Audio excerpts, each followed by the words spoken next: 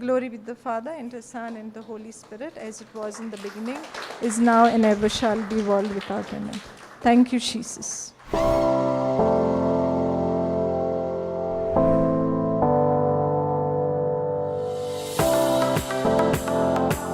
Maybe the devil would have lied you saying that you are a mistake, you are good for nothing, you are zero.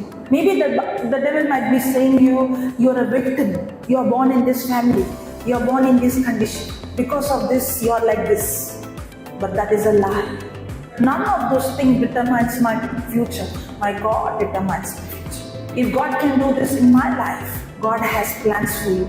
But will that plan automatically come into fulfillment? No.